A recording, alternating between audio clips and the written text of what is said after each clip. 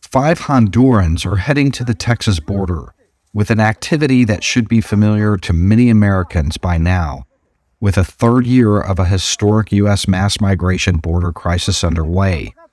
These Hondurans are very far from any Texas border wall, 250 miles near Monterrey, Mexico to be exact. Just like untold thousands before them, these Hondurans are preparing to get there in a manner that has gone scarcely reported amid the current American border collapse, by Mexican cargo train. Behind this wall is a vast freight train depot. These men are going to hop a train that will take them to the Mexican town right across from Eagle Pass, Texas over the next few days. La Bestia, right? La Bestia. La Bestia, or the Beast in English, is well known in the immigration literature and lore of recent generations.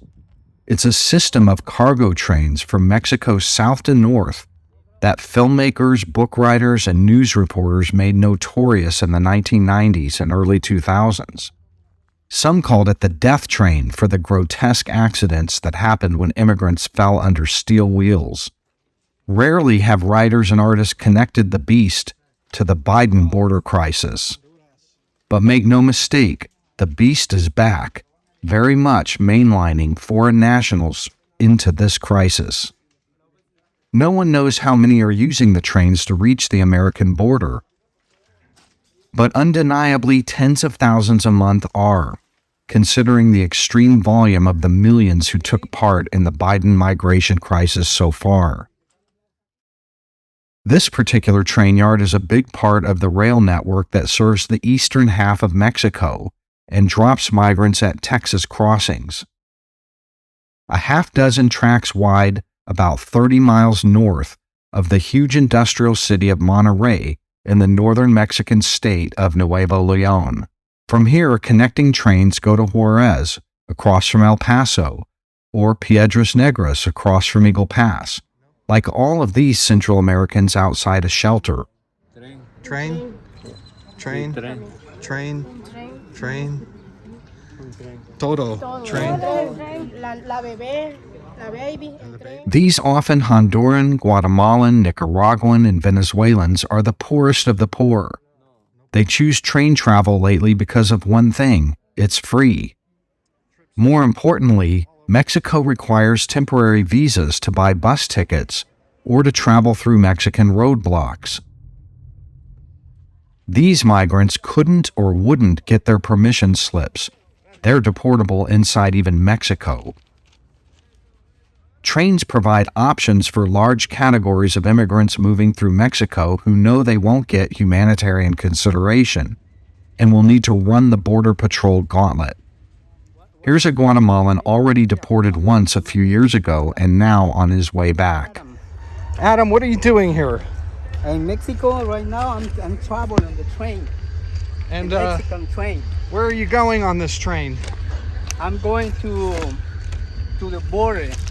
I'm going to the border of United States of Mexico. And what are you going to do there? This isn't exactly first-class train travel, especially in the winter months. Going to make a fire?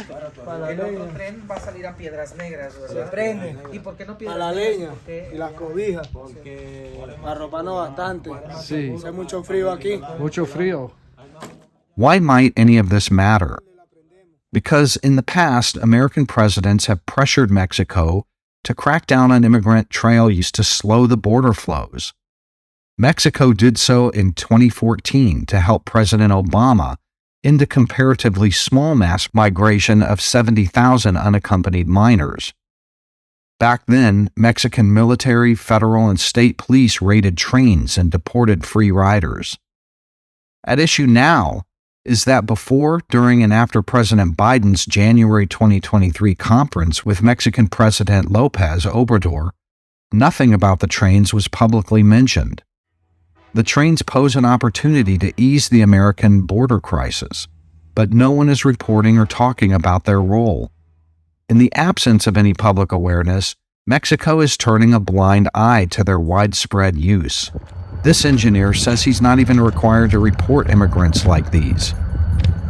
Private Mexican security all look the other way. and even offer helpful directions. In Piedras Negras, a Mexican destination town, this security guard explains that his job is to roust the arriving immigrants out of the trains before they can cross the Rio Grande. And immigration are not interested, or they don't call the immigration authorities? A veces me llaman, cuando son muchos inmigrantes, le llamamos a migración.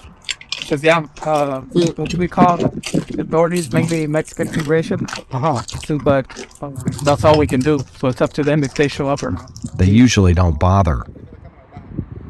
I'm Todd Bensman with the Center for Immigration Studies.